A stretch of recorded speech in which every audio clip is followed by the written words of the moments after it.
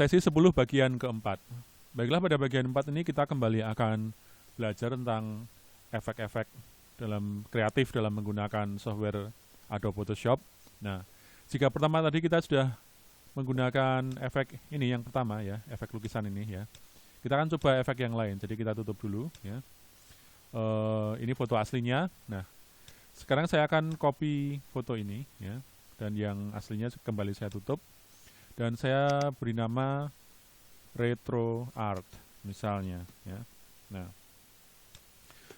saya akan mengambil, kita akan meniru konsep gambar ini ya. Mungkin tidak bisa terlalu mirip, tapi setidaknya Anda bisa berkreasi dari gambar ini. Ini bingkainya saya tutup terlebih dahulu, bingkai dari majalahnya. Nah, saya biarkan dahulu seperti ini ya. Teksnya juga saya tutup dahulu, nanti kita buka lagi. Nah, ya seperti ini. Ya. Kemudian saya akan membuat gambarnya ya. Ini saya perkecil dahulu. Oke. Kita akan menirukan konsep gambar seperti ini, di mana kita bisa melihat di sini ada kira-kira 1, 2, 3, maksud saya 1, 2, 3, 4, ada kira-kira 4 gambar yang ada di sini ya. Ini kelihatannya kombinasi antara Photoshop dan Illustrator ya, tapi yang kali ini kita coba adalah yang versi Photoshopnya saja ya. Jadi pertama Anda punya gambar ini, yang Anda beri nama retro art ini kembali seperti biasa Anda bisa adjust ya, levelnya bisa Anda mainkan, Anda bikin kontras antara cahaya dan gelapnya ya. Nah, kontrasnya perbedaannya makin tajam ya. Kemudian di sini Anda bisa membuat kembali Anda menggunakan posterize. Nah, di sini jika Anda isi level 4 maka akan seperti ini ya. Jika Anda isi levelnya 3 akan lebih sempit lagi urutan warnanya, dan jika Anda isi 2 nah akan lebih sempit lagi. Tentu dengan efek seperti ini Anda bisa membuat efek lukisan seperti tadi ya. Misalnya saya menggunakan seperti ini. Anda bisa membuat seperti ini tapi versi berwarna ya. Tapi bukan itu yang akan kita kerjakan hari ini. Nah, saya akan kembali membuatnya menjadi hitam putih ya.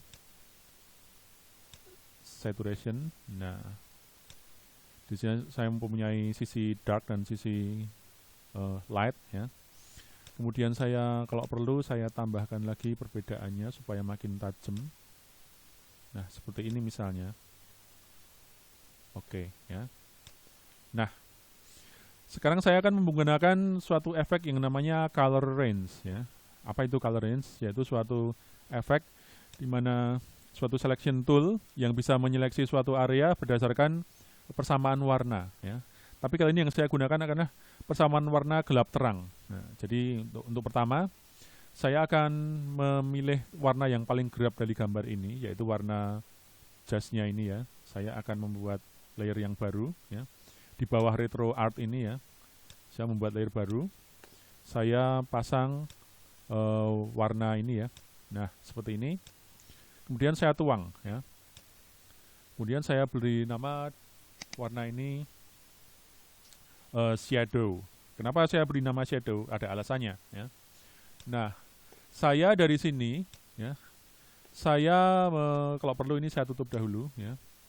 Saya pilih layer retro art ya. Kemudian saya menggunakan select color range. Kemudian saya pilih, nah kalau di sini ada 3 pilihan warna dan yang ini ada 6. Untuk sementara kita pilih yang 3 dahulu, dan saya memilih shadow, yaitu yang paling gelap. Maka secara otomatis dia akan menyeleksi seluruh area yang paling gelap. Nah, ini terseleksi ya. Jadi yang terseleksi yang area paling gelap ini ya. Ini kalau saya tutup seperti ini hasilnya. Nah, jika layer ini saya tutup, maka polanya akan tetap mengikuti ya. Nah, dari sini saya mengklik layer yang ada warnanya ini. Nah, tadi saya tuang warna di sini ya. Kemudian saya tekan copy sama paste ya, Ctrl C, Ctrl V maksud saya ya. Ctrl C, Ctrl V ya. Nah, jika Anda sudah seperti ini, Anda bisa lihat tutup di sini, maka akan terlihat gambar seperti ini, ya. Nah, ini salah satu efek yang bisa Anda gunakan, ya. Jadi jika ini Anda tutup, nah maka dia akan transparan seperti ini. Nah, di sini Anda bisa mainkan lagi ya, bisa Anda persempit. Jadi ini saya buang dahulu, ya.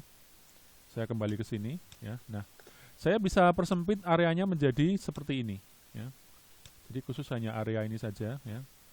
Nah, ini saya tutup kalau perlu, ya. Nah, saya tutup semuanya. Ini saya ulang lagi ya.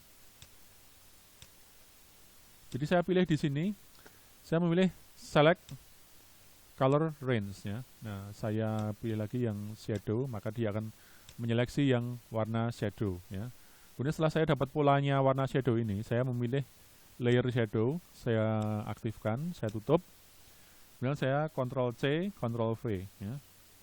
Jika saya tutup di sini, maka saya punya warna shadow. Nah, ini contoh yang pertama ya. Yang kedua, saya membuat layer yang saya beri nama mid tone, ya. Mid tone itu artinya kira-kira warna tengah gitu.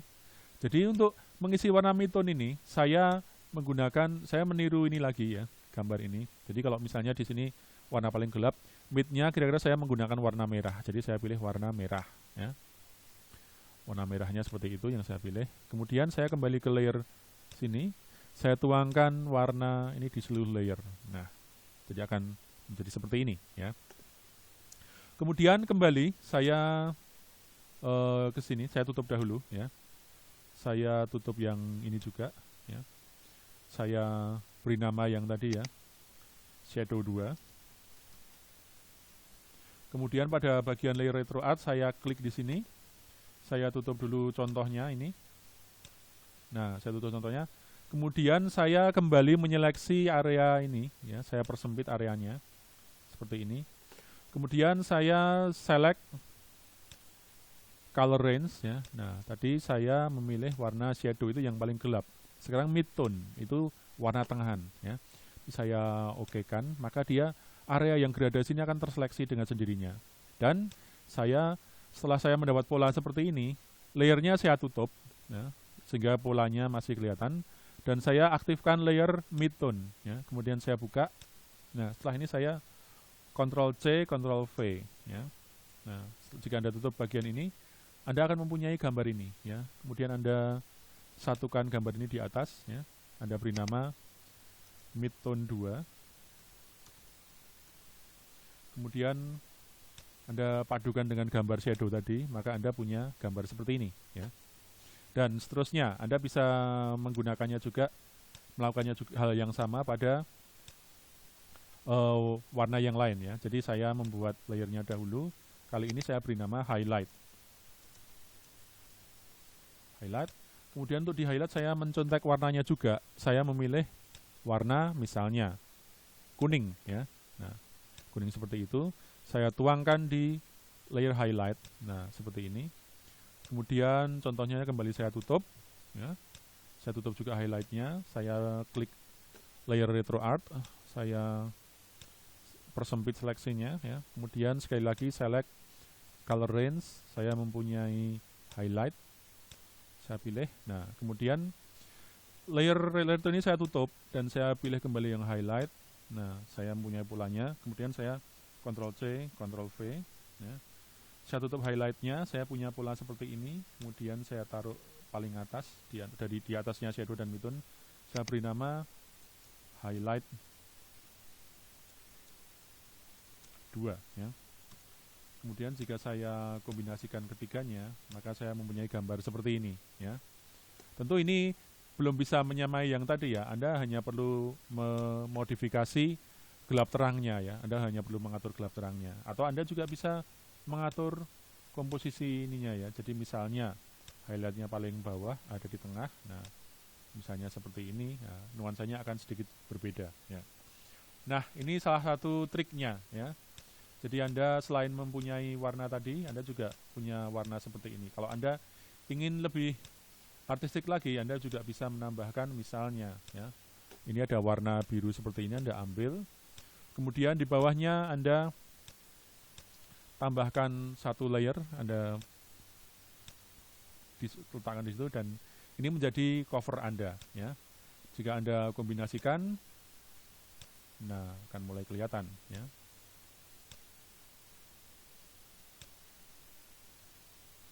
Dan seterusnya, ya.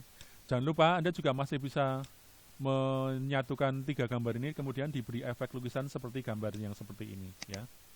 Yang pertama tadi, ya, bukan yang ini. Nah, bisa dibikin efek lukisan seperti ini, ya. Nah, itu untuk tips yang kedua. Kita akan menuju tips yang ketiga.